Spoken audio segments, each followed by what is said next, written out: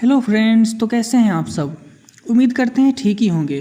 तो दोस्तों, इससे पिछली वीडियो में हम प्रधानमंत्री से जुड़े महत्वपूर्ण प्रश्न किए थे और आज इस वीडियो में हम संघीय मंत्री परिषद से जुड़े कुल 50 VVI प्रश्नों का रिवीजन करेंगे। तो बिना समय गवाए चलिए शुरू करते हैं। तो आज का हमारा पहला प्रश्न है, यथार्थ में कार्यपालिका की समस्त सत्ता निम्नलिखित में से किसमें निहित होती है। यथार्थ का अर्थ होता है वास्तव में, ठीक ना। वास्तव में कार्यपालिका की समस्त सत्ता निम्नलिखित में से किसमें निहित होती है, तो मंत्री परिषद में, ठीक। वास्तव में कार्यपालिका की समस्त सत्ता मंत्री परिषद में निहित होती है। और मंत्री परिषद क्या होता है, तो आइए आपको मैं संक्षिप्त में समझाता हूँ। देखिए, मंत्री परिषद का गठन प्रधानमंत्री की सलाह से राष्ट्रपति करता है, ठीक। मंत्री परिषद का गठन प्रधानमंत्री की सलाह से राष्ट्रपति करता है और मंत्री परिषद का सदस्य संसद के सदस्य होते हैं। जब मंत्रिमंडल के सदस्यों को उनके कार्यों में सहायता देने के लिए राज्य मंत्रियों और उप मंत्रियों को नियुक्त किया जाता है, तब इन्हें मिलाकर मंत्रिमंडल को मंत्री परिषद की संज्ञा दी जाती है, ठीक। और मंत्री परिषद क्या होता है, 3 स्तरीय होता है। ये 3 प्रकार के मंत्री कौन कौन होते हैं, तो कैबिनेट मंत्री, राज्य मंत्री और उप मंत्री। हमारा अगला प्रश्न है, भारत के केंद्रीय मंत्री परिषद की बैठक की अध्यक्षता करते हैं। देखिए, भारत के केंद्रीय मंत्री परिषद की बैठक की अध्यक्षता कौन करते हैं, तो प्रधानमंत्री करते हैं। हमारा अगला प्रश्न है, मंत्री परिषद निम्नलिखित में से किसके प्रसाद पर्यंत पदासीन रहता है। देखिए, प्रसाद पर्यंत का अर्थ होता है इच्छा तक, प्रसन्नता तक, ठीक। तो मंत्री परिषद किसके प्रसन्नता तक पदासीन रहता है या किसके इच्छा तक पदासीन रहता है, तो राष्ट्रपति के, ठीक ना। कोई मंत्री अपने पद पर तब तक बना रहता है जब तक उसे प्रधानमंत्री का विश्वास प्राप्त है और राष्ट्रपति उसके कार्यों से संतुष्ट हैं, ठीक ना। तो कोई भी मंत्री परिषद किसके प्रसाद पर्यंत पदासीन रहता है, तो राष्ट्रपति के, ठीक। तो हमारा उत्तर ए होगा। हमारा अगला प्रश्न है, कौन व्यक्ति मंत्री परिषद का सदस्य हो सकता है। कौन व्यक्ति मंत्री परिषद का सदस्य हो सकता है, तो संसद का सदस्य, ठीक। संसद का सदस्य मंत्री परिषद का सदस्य हो सकता है। हमारा अगला प्रश्न है, क्या राज्यसभा में मनोनीत व्यक्ति मंत्री परिषद का सदस्य बन सकता है, तो हाँ, ठीक। हाँ, राज्यसभा में मनोनीत व्यक्ति मंत्री परिषद का सदस्य बन सकता है। भारतीय संविधान के अनुसार यदि किसी व्यक्ति को राष्ट्रपति द्वारा राज्यसभा में मनोनीत किया गया है तो वह मंत्री परिषद का सदस्य बन सकता है। हमारा अगला प्रश्न है, मंत्री परिषद के सदस्यों को पद की गोपनीयता की शपथ कौन दिलाता है। देखिए, मंत्री परिषद के सदस्यों को पद की गोपनीयता की शपथ राष्ट्रपति दिलाता है। अनुच्छेद 75 के अनुसार प्रधानमंत्री का चयन राष्ट्रपति करता है और अन्य मंत्री प्रधानमंत्री की सलाह पर राष्ट्रपति द्वारा नियुक्त किए जाते हैं, ठीक। और मंत्री अपने पद और गोपनीयता की शपथ राष्ट्रपति के समक्ष लेते हैं। हमारा अगला प्रश्न है, कोई व्यक्ति संसद के किसी भी सदन का सदस्य हुए बिना केंद्र में कितनी अवधि तक मंत्री रह सकता है। देखिए, कोई भी व्यक्ति संसद के किसी भी सदन का सदस्य हुए बिना केंद्र में कितनी अवधि तक मंत्री रह सकता है, तो 6 महीने तक, ठीक। अगर कोई मंत्री संसद सदस्य नहीं है तो 6 महीने में सदस्यता ग्रहण करना आवश्यक है, ठीक। अगर वह 6 महीने के अंदर सदस्यता ग्रहण नहीं करता है तो उसे मंत्री पद से इस्तीफा देना होगा, ठीक। हमारा अगला प्रश्न है, मंत्री परिषद में शामिल होते हैं। देखिए, मंत्री परिषद में शामिल कौन होते हैं, प्रधानमंत्री एवं अन्य मंत्री। मंत्री परिषद में प्रधानमंत्री और अन्य मंत्री शामिल होते हैं। मंत्री परिषद 3 भागों में विभक्त है, कैबिनेट मंत्री, राज्य मंत्री और उप मंत्री। हमारा अगला प्रश्न है, मंत्री परिषद में मंत्रियों की संख्या। तो देखिए, मंत्री परिषद में मंत्रियों की संख्या मंत्रिमंडल से अधिक होती है, ठीक। मंत्री परिषद एक बड़ा निकाय है जिसमें 60 से 70 मंत्री होते हैं। यह सामूहिक रूप से संसद के निचले सदन लोकसभा के प्रति उत्तरदायी होती है। हमारा अगला प्रश्न है, मंत्री परिषद में कितने स्तर के मंत्री होते हैं। तो देखिए, मंत्री परिषद में 3 स्तर के मंत्री होते हैं। कौन कौन, तो कैबिनेट मंत्री, राज्य मंत्री और उप मंत्री। हमारा अगला प्रश्न है, मंत्री परिषद में निम्नलिखित में से कौन शामिल नहीं रहता है। तो देखिए, मंत्री परिषद में संसदीय सचिव शामिल नहीं रहते हैं। जैसा कि आपको पता है कि मंत्री परिषद में कैबिनेट मंत्री, राज्य मंत्री और उप मंत्री होते हैं। ये कौन नहीं होते, तो संसदीय सचिव नहीं होते। हमारा अगला प्रश्न है, मंत्री परिषद में वरीयता की दृष्टिकोण से मंत्रियों का सही क्रम क्या है। वरीयता का अर्थ हुआ कि कौन सबसे बड़े हुए, फिर उससे छोटे, ठीक ना। देखिए वरीयता की दृष्टिकोण से सबसे ऊपर होते हैं कैबिनेट मंत्री, उसके बाद राज्य मंत्री, फिर उप मंत्री। तो हमारा उत्तर ए होगा। हमारा अगला प्रश्न है मंत्री परिषद व्यक्तिगत रूप से उत्तरदायी होता है। तो मंत्री परिषद व्यक्तिगत रूप से राष्ट्रपति के प्रति उत्तरदायी होता है, ठीक। मंत्री परिषद व्यक्तिगत रूप से राष्ट्रपति के प्रति उत्तरदायी होता है। हमारा अगला प्रश्न है संघीय मंत्री परिषद के मंत्री उत्तरदायी होते हैं। देखिए संघीय मंत्री परिषद के मंत्री केवल लोकसभा के प्रति उत्तरदायी होते हैं। देखिए मंत्री परिषद व्यक्तिगत रूप से राष्ट्रपति के प्रति उत्तरदायी होते हैं, लेकिन संघीय मंत्री परिषद के मंत्री केवल लोकसभा के प्रति उत्तरदायी होते हैं, ठीक। हमारा अगला प्रश्न है भारत में किसी भी सदन का सदस्य हुए बिना कोई व्यक्ति कब तक मंत्री पद पर आसीन रह सकता है।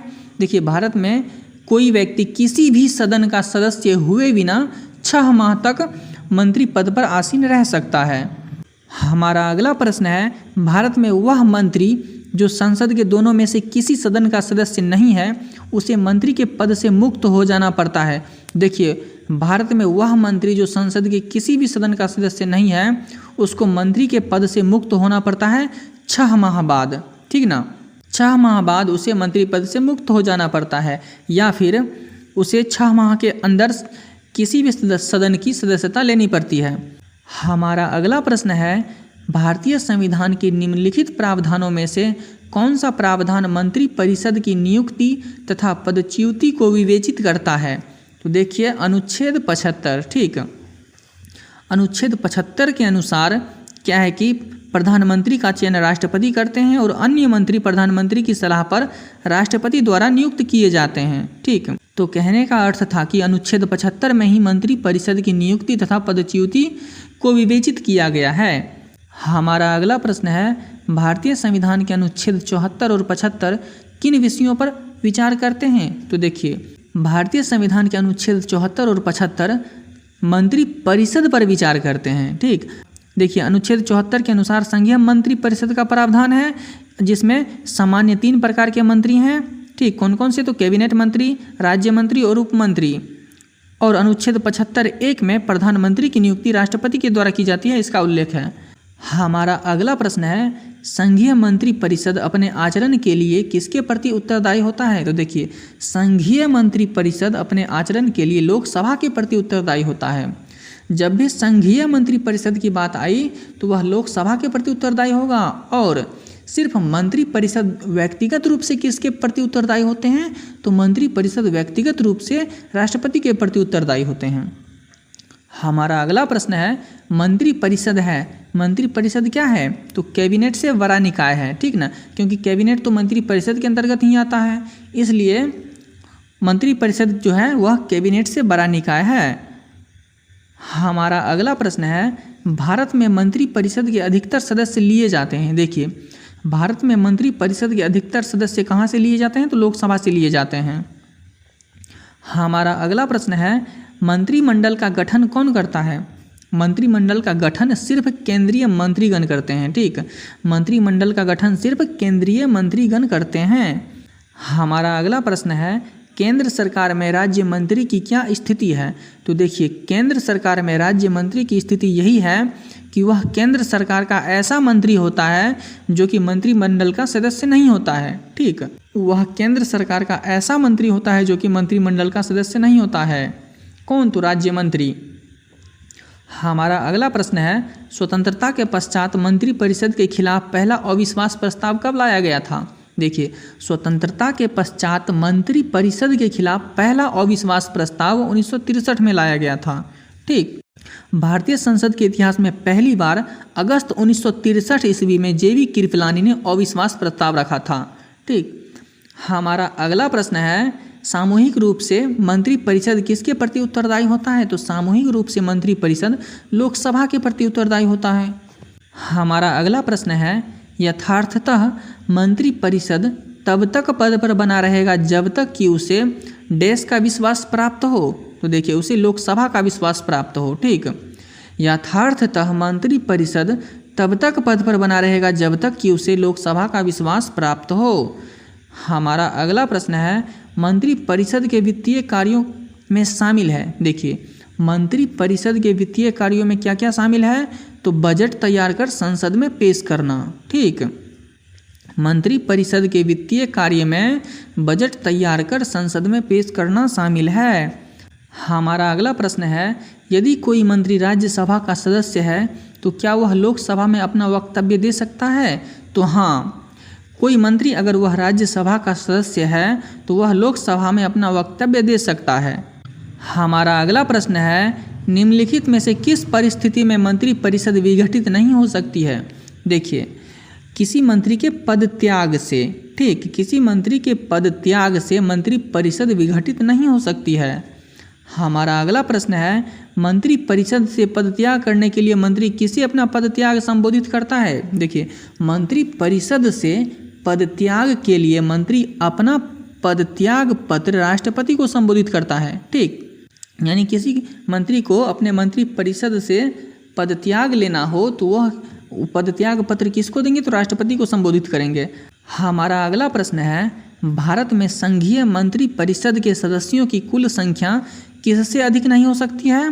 तो देखिए लोकसभा के सदस्यों की कुल संख्या का 15% से अधिक नहीं हो सकती है। ठीक, यानी भारत में संघीय मंत्री परिषद के सदस्यों की कुल संख्या लोकसभा के सदस्यों की कुल संख्या का 15% से अधिक नहीं हो सकती है। हमारा अगला प्रश्न है राजनीतिक शब्दावली में शून्यकाल का अर्थ है। ठीक ना, राजनीतिक शब्दावली में शून्यकाल का अर्थ है प्रश्न उत्तर सत्र। ठीक, देखिए क्या होता है कि लोकसभा में कार्यवाही का पहला घंटा 11 से 12 बजे प्रश्नकाल कहलाता है, जबकि राज्यसभा में कार्यवाही के पहले घंटे को शून्यकाल कहते हैं।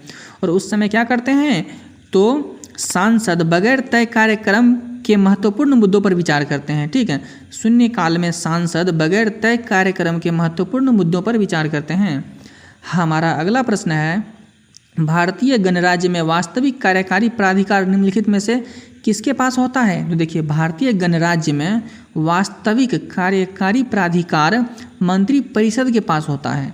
ठीक, हमारा अगला प्रश्न है जो व्यक्ति सांसद न हो क्या उसे मंत्री नियुक्त किया जा सकता है।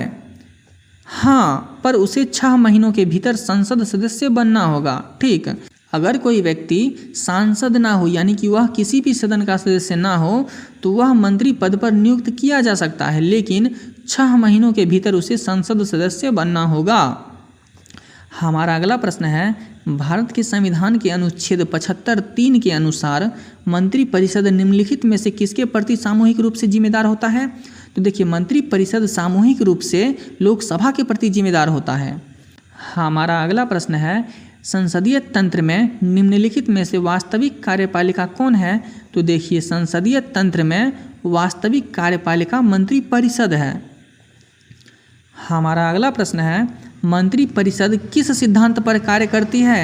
तो मंत्री परिषद देखिए निजी उत्तरदायित्व सिद्धांत पर तथा सामूहिक उत्तरदायित्व सिद्धांत पर, यानी उपयुक्त दोनों पर कार्य करती है। मंत्री परिषद निजी उत्तरदायित्व सिद्धांत पर तथा सामूहिक उत्तरदायित्व सिद्धांत यानी दोनों पर कार्य करती है।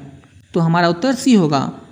हमारा अगला प्रश्न है स्वतंत्र भारत की प्रथम मंत्री परिषद में प्रधानमंत्री सहित कुल कितने सदस्य थे। तो देखिए स्वतंत्र भारत की प्रथम मंत्री परिषद में प्रधानमंत्री सहित कुल 36 सदस्य थे। ठीक है, स्वतंत्र भारत की प्रथम मंत्री परिषद में प्रधानमंत्री सहित कुल 36 सदस्य थे।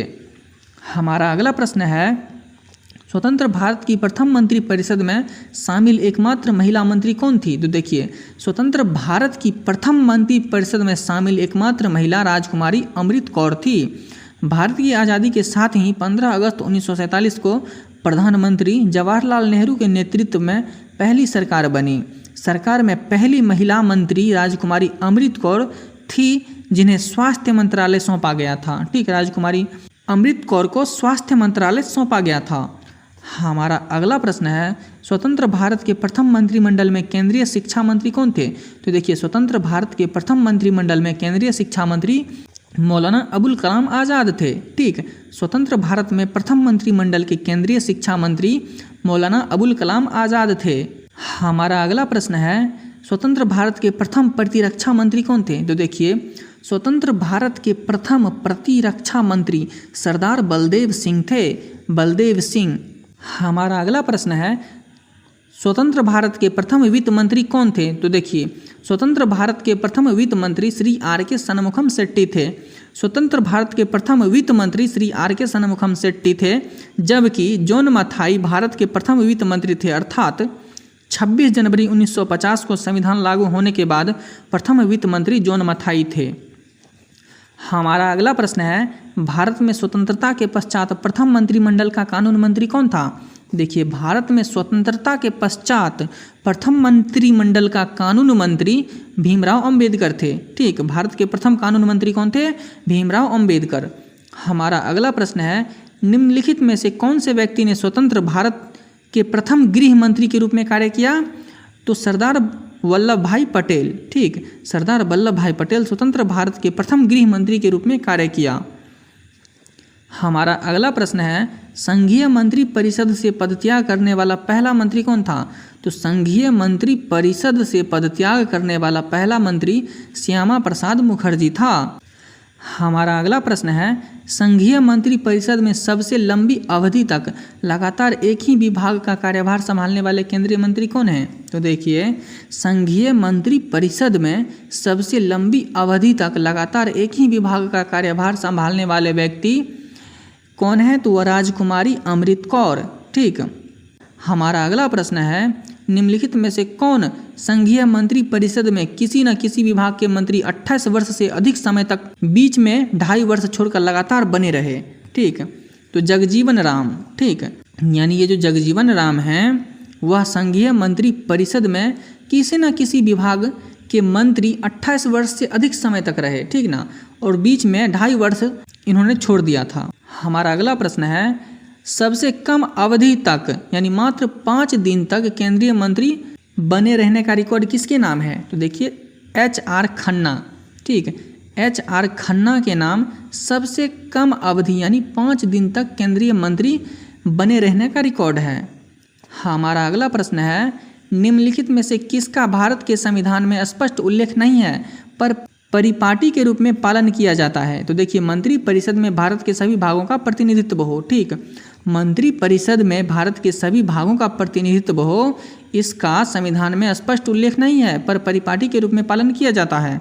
हमारा अगला प्रश्न है केंद्रीय सरकार के संदर्भ में निम्न कथनों पर विचार कीजिए। तो चलिए देखते हैं। भारत के संविधान में उपलब्ध है कि समस्त कैबिनेट मंत्री अनिवार्य रूप से केवल लोकसभा के ही आसीन सदस्य होंगे? नहीं, ये गलत है। ठीक ना, यानी कैबिनेट मंत्री सिर्फ लोकसभा के ही आसीन सदस्य नहीं होंगे। ठीक, और दूसरा कथन है केंद्रीय कैबिनेट सचिवालय संसदीय कार्य मंत्रालय के निर्देशाधीन कार्य करता है, ये भी गलत है दोस्तों, यानी ये दोनों ही गलत है। ठीक, तो दोस्तों यहीं पर हमारा यह वीडियो खत्म हुआ। अगर आपको यह वीडियो अच्छा लगा तो कृपया चैनल को लाइक शेयर एंड सब्सक्राइब करें। Thank you.